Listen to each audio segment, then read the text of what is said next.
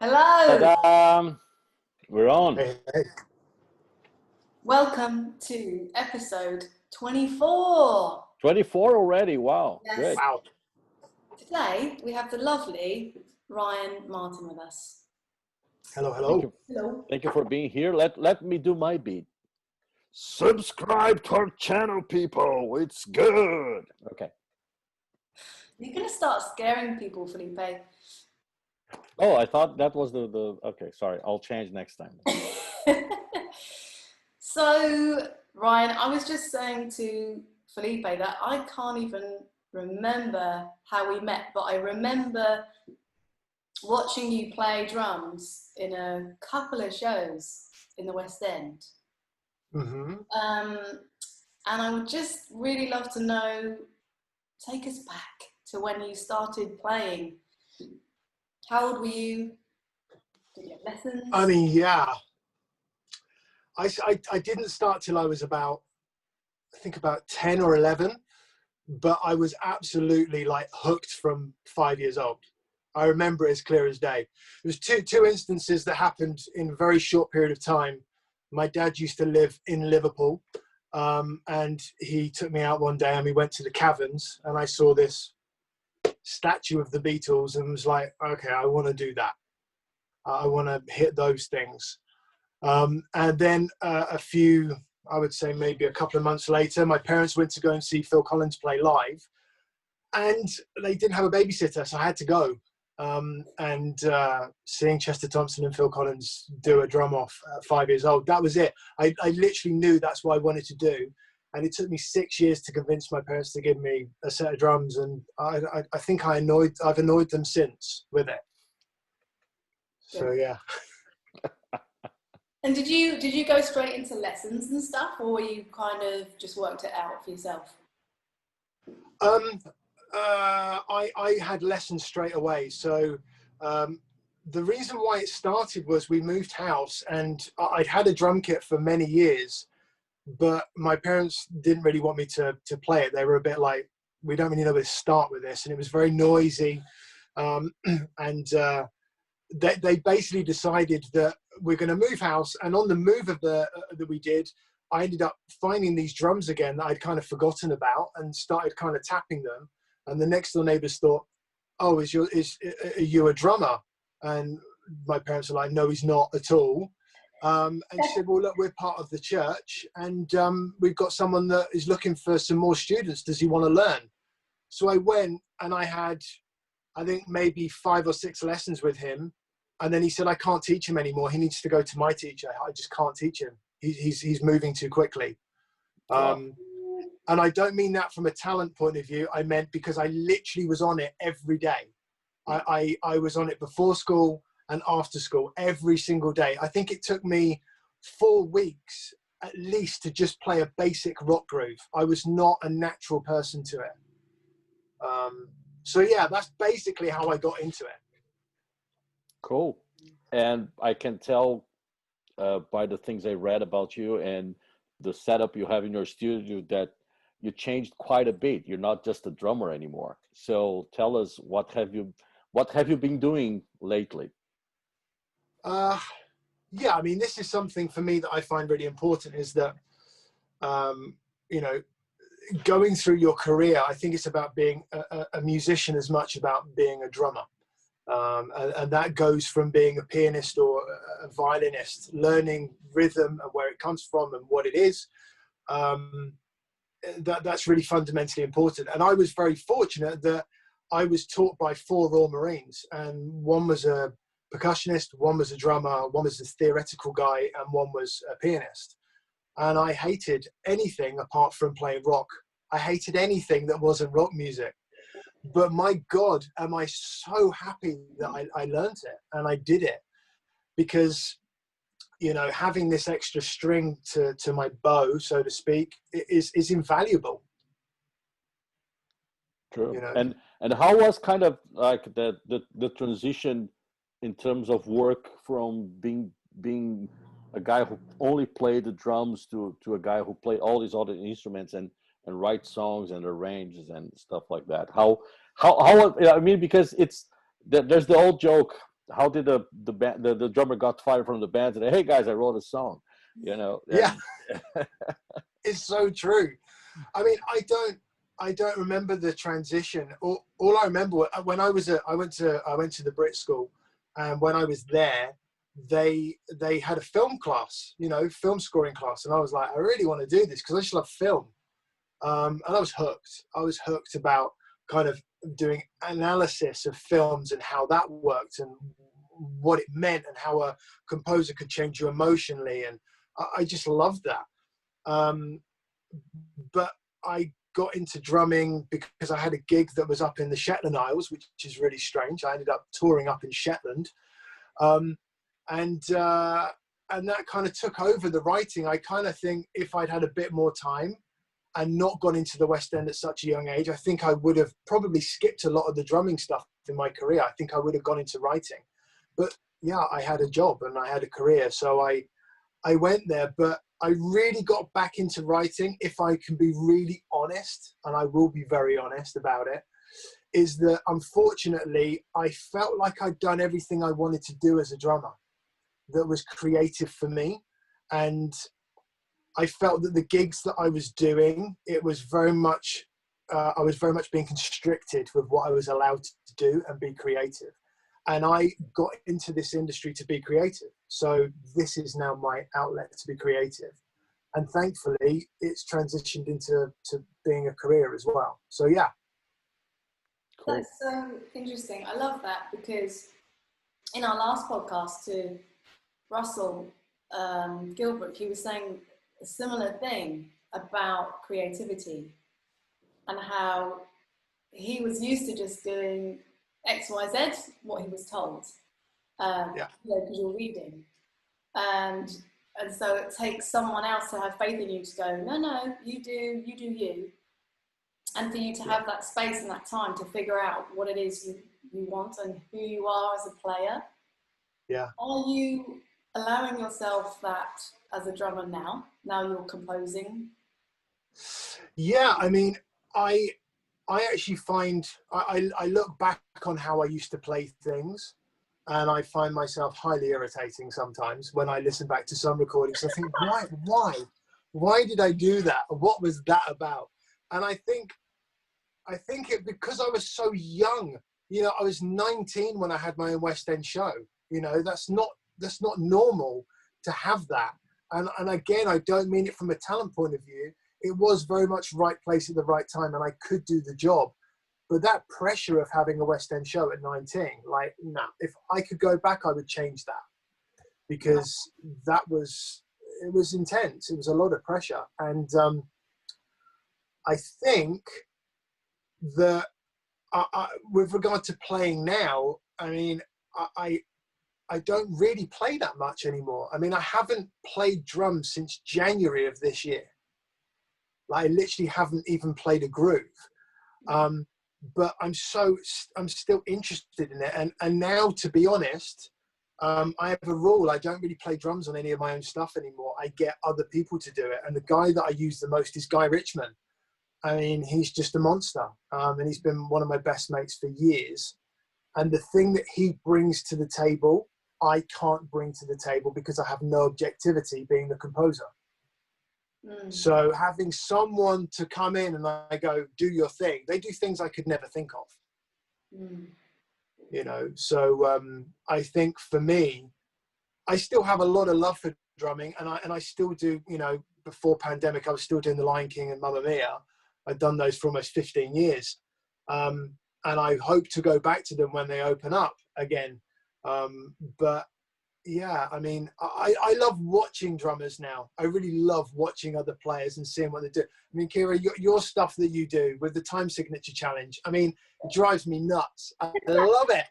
You know, I absolutely love it, especially as like, I never really got into that stuff. I mean, I had to ask you, and I will admit this, I had to ask you, mate, how are we counting 16s? Like, why would you do that? I think because when I was a drummer, I refused to play in those time signatures.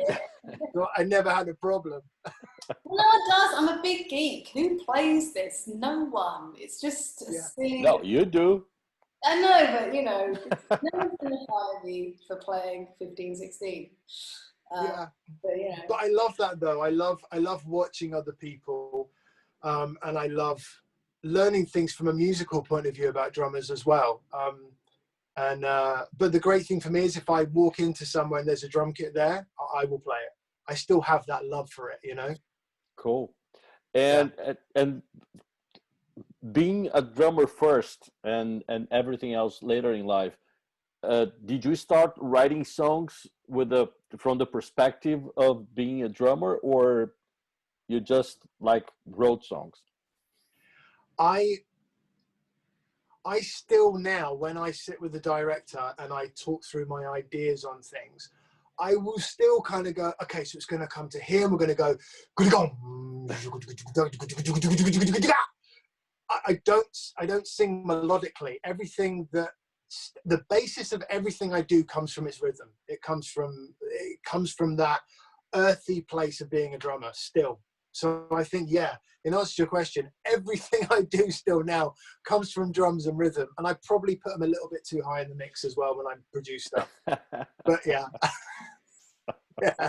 Thank you. I want to feel it. Yeah. Can I really hear those hi-hats? They were there in the session, right? Great. Can we hear them? You know, that kind of vibe. Come up. Yeah. It's so many disappointments in life when you hear, when you do a recording and you go to the control room and its drums sound amazing, and then when you hear the final mix, you go, "Where's my drums? Where did he go?" Yeah, it's so frustrating, and I think it's one of those situations where it just so depends what you're doing. It's so I mean, thankfully with filmic sort of music, especially trailer stuff and chase music stuff, the drums are so imperative. So they generally are really high in the mix. but yeah, it is disappointing when you do some pop stuff and you think, why is that 808 overdubbing what I'm doing? Why is that? What? Hello? Yes. I wanted to ask about your first show that you had as a drummer in the West End. Uh-huh. And how did that come about? How were you feeling the first night, opening night? I don't remember the opening night, but I can tell you about the first rehearsal. That was pretty hilarious. So, in answer to your question, the way I got the gig was I was on a tour with a load of musicians and some singers on a holiday camp show called Chartbusters. And the opening song we did was Ghostbusters, but the lyrics were changed to Chartbusters. Yeah. And we used to go around doing the Haven holiday camps, and we would be on a 6-week tour, and it was 6 nights a week, and we would go from Kings Lynn to Ayr in Scotland to North Wales, South Wales, Cornwall, Plymouth. I think then it was a day off, and then you'd start the whole circuit again, and you were on £90 a gig. You had to pay for your own fuel and your own accommodation. It was a really I'm doing this for experience, you know, and to meet people. And there was a guitarist that came onto the gig, and his name was, I still to this day don't know what his surname is, but he's known as Bob Banjo, right? That's what they call him, Bob Banjo.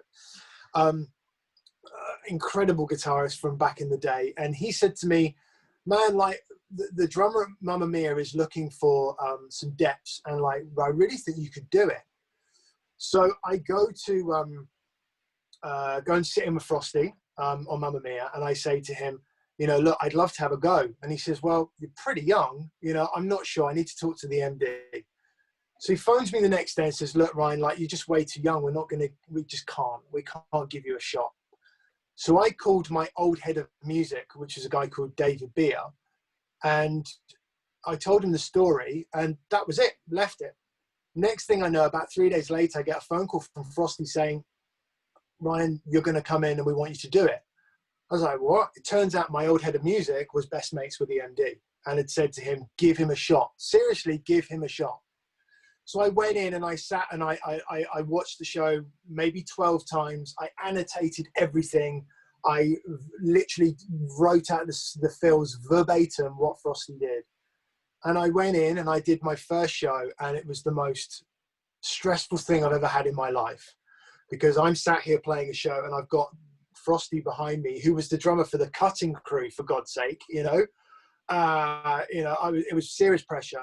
And after the overture, he turned around, he tapped me on the shoulder and gave me a check and said, "That's for Tuesday and Wednesday, mate. Welcome aboard." So I was like, brilliant, this is amazing. So finished the show, all was good. And then about 5 days later, I did the Tuesday and the Wednesday, and I got a phone call from a fixer called Sylvia Addison and said, "Ryan, we've heard that you're pretty good. We'd love you to do Daddy Cool." I was like, "Okay, when's it start?" She was like, "In a week. Band calls are in a week." So I was like, "Okay, yeah, great." I didn't even ask the money, nothing, didn't care. It just wasn't important. And they said, "We're going to put you on probation. So basically, we're going to give you the first week, and if it's not good, then we won't offer you a contract." I got into the first day, and it was all on V drums. It was TD-20, old school, with like the extra snare, 5 extra pads. I was on drums and perc at the same time, so playing like drum and bass at 180 BPM with a left-handed conga pattern as well. It was just insane.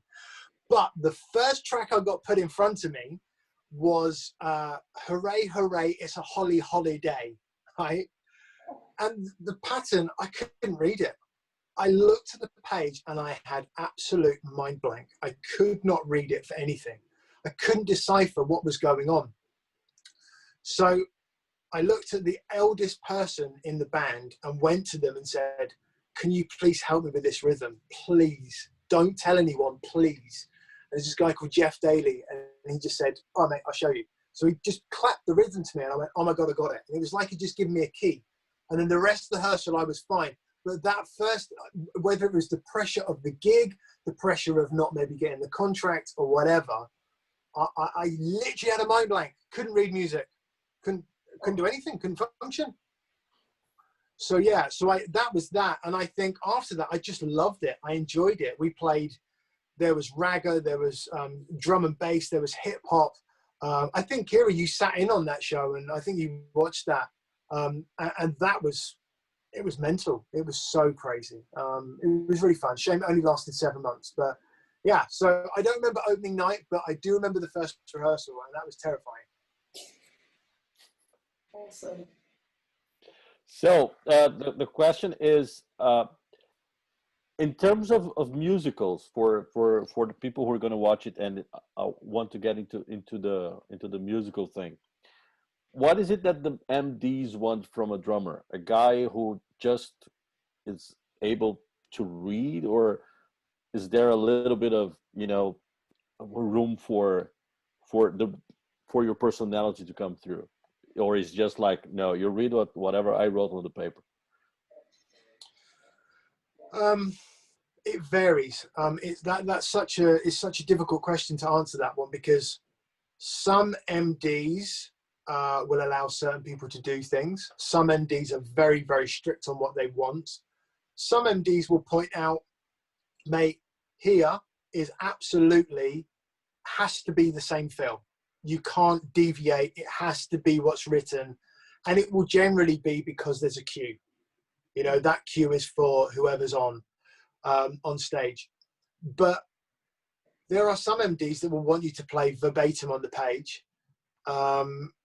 So yeah, I think what an MD wants from a drummer is there has to be a trust. And I can say to you, if you don't get on with that person, the relationship between a drummer and an MD, if you don't really get on, then that will reflect in your relationship, because that really is the backbone of the orchestra. It really is the backbone. But then I've worked with some amazing MDs that one in particular that said to me, he said, "Ryan, when you first came in, that fill that you did, I absolutely loved that. It was amazing. But you've changed it now to something else, and I'm not really a big fan of it."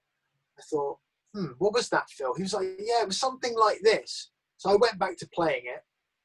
And then it was only when I had Adept sitting in with me that I realized that it was the thing that was written on the paper that I was playing again. And he was telling me, play the pad, but in a way that wouldn't annoy me. It was brilliant. It was so clever. But then there's been some MDs that have said to me, "Oh, Ryan, can you give me more color?" Yeah, and I know. I still to this day don't know what that means. Nobody does, not even the person who asks it. No, I mean, what does that even mean? So, Yeah, I know.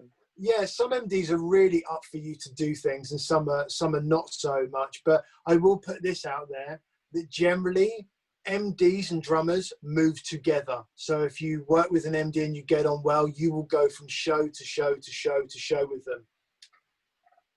Cool. Did you enjoy playing these shows during the whole time you did it, or at some point became more like a day job? Like, because you're there doing the same thing over and over again. In a band, you're always doing the same thing, but the crowd changes. And as a musician in the pit, you don't even see the crowd. No, I mean, and especially if you're a drummer nowadays, because you can be remote. I mean, there's one particular venue in the UK where if you tour the UK with the show, you are outside in a porta cabin on your own. You're not even in the building, you're outside. And if it's a Saturday night on the beach, you can hear everybody getting drunk outside your room. And they're banging on your thing whilst you're trying to do a show. Yeah. And that venue's Torquay. There's no room. The Princess Theatre in Torquay, there's no room for it.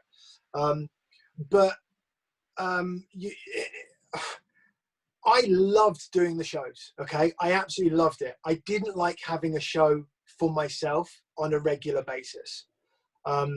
When I had Daddy Cool, it was good. It was 7 months. I did Fame. That was 4 months. I took over from Andy McGlasson for a while on Sister Act. That was 9 months. And I took over from Frosty. He went off and played with Boy George for, I think, 7 or 8 months. And I looked after his chair for then.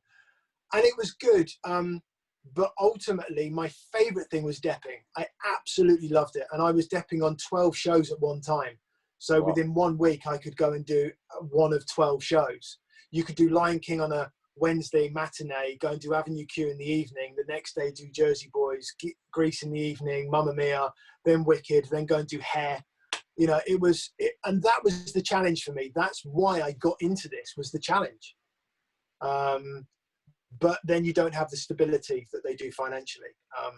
But I loved it. I loved going around and doing all those shows and having that pressure, because not only do you know the show, you then have to think, well, hang on a second, I'm going in and there's 4 different MDs that conduct the show.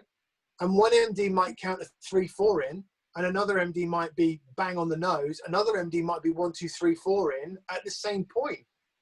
So I developed this little trick, which was, if an MD is going to count in 3-4, they always give you a clue with their hands, even if they've never spoken. So if they're gonna go like on the nose, they'll sit like this and they will go bang. It's either going to be bang, and then if it's 1, it's generally a 1, 2, 3, and then the other hand comes up for a 4 count in. But if they're going to give you a 3-4, the hand is always like that. Like the finger is always pointing this way, because they're going to go 3, 4. So those little tricks I had to find out just to get through doing those shows with different MDs. This is very important information right there. This is very valuable. Yeah. Well, it's the thing that stops you from having a train wreck, or the thing that will help you for an MD to feel comfortable with you, because, those little signs. I mean, I used to have a lot of students that used to come to me years ago that had been through, drum techs and all these kind of things. And they would come to me and I would teach them those minute details, because those are the things that get you through. Forget about complicated fills and playing this and playing that and being fast. It is 2 and 4, and it is looking at those really small details that you do the better than anyone. And that's it. Cool. That's amazing, man. I mean, you were saying, oh, you love the challenge. I'm terrified just even thinking of that, just going, and you're in, go. I'm like, and I'm off, I'm gone. Yeah. But to have that many shows that you could deck for, like seriously, did you make sure that you went to see every one of those shows, or by that point do you feel like your reading was like it was there, so you were confident that you just could do it? Well, okay, put it this way. I basically, when I prepare to do a show, it's so intense. Like I will do maybe, it depends actually. Cause like, for instance, when I learned Avenue Q, I had 3 days to learn it because the drummer who was on it, I mean, bless him, Pete May, he's not with us anymore. But Pete, he basically said to me, Ryan, can you do Wednesday night? It's a real emergency. This was Sunday. Wednesday night, real emergency. So I go in on the Monday, I look at the show Monday, I then start marking all my parts up, getting everything ready, listening to it, falling asleep with the show on, having it on in the background. This was on mini disc as well. Forget iPhones. It wasn't even, no iPhones. This is mini disc. And then, wow, I sound so old. Anyway, and then to the point where I went in the next night and watched the Tuesday, and then I went in and did the Wednesday. So I would always go in before. And the funny thing is I phoned him on the Thursday and I said, mate, I think it was good. Like the MD seemed happy. He was like, oh, great, man. I just couldn't miss that Man United match. No. Yeah, he wanted to watch Man United in the Champions League. I think it was a quarter-final or something. Oh, wow.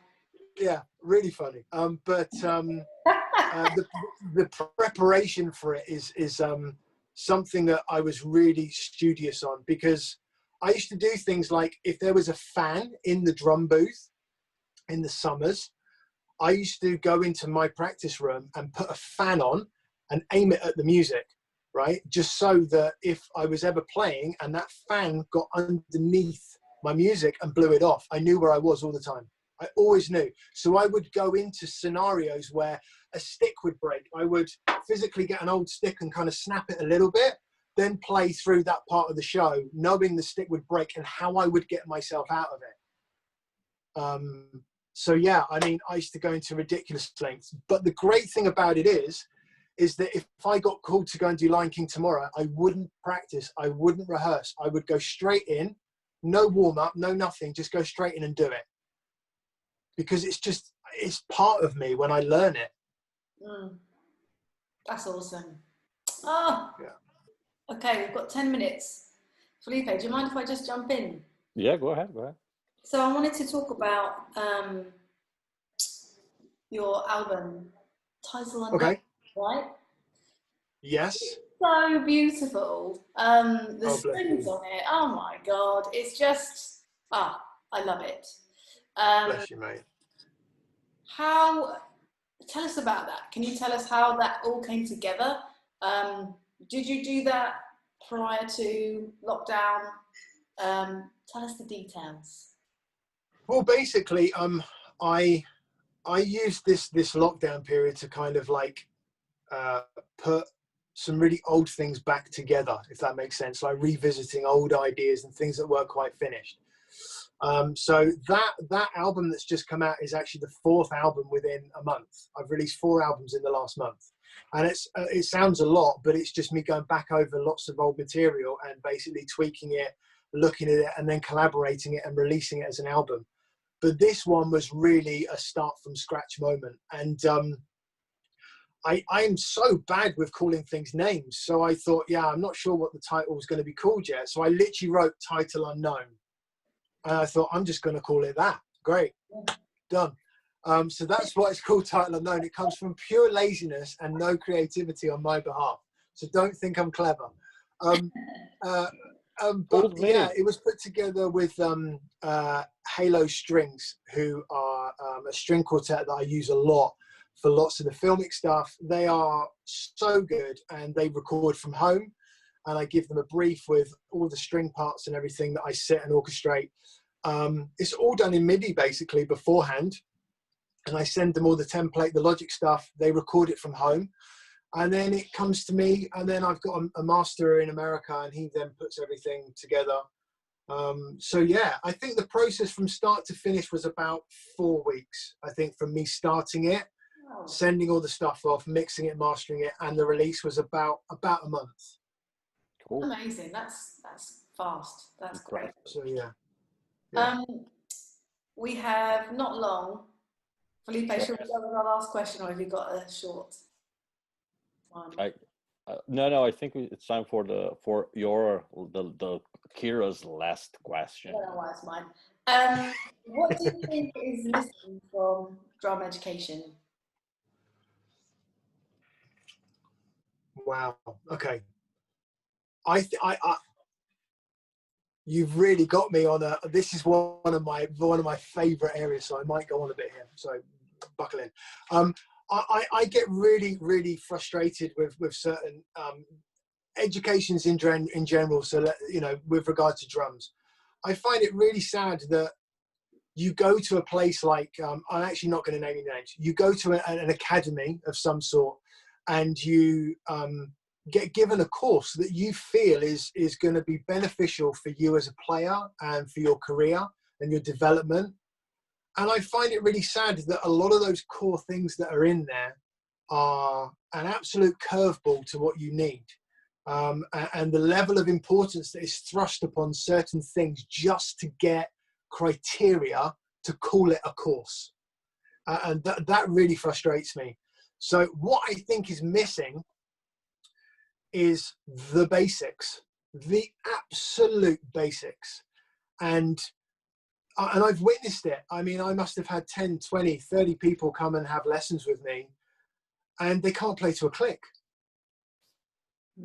They don't know how to play to a click and make it feel good and understand that click and understand the importance of being able in a verse to sit just in front of the click, then on the bridge, sit back on it, and then on the chorus, sit way back on it. So you feel like there's movement. And that frustrates me in education, that those, again, we talked about the 3/4 and looking for those detail. It is the incremental detail that matters the most. And I really wish that those things were taught a bit more. You know, I can't play, I don't even know what a flamacue is. I can't even tell you what a flamacue is. I can't tell you what a Swiss triplet is. I don't know what it is. I know the word, but I couldn't tell you it. I just know how to play a groove, and I know how to play from here. I think is it. So I think what's missing is the fundamental things, and I think a lot of listening as well, like listening to music and getting inspiration from it. So yeah, that's what I think anyway. Amazing. Brilliant. Excellent. Thank you, Ryan. We're going to Mate. now. Pleasure. For your time and for coming on. Love it. You're welcome, mate. It was great. You're Thank you very welcome. much.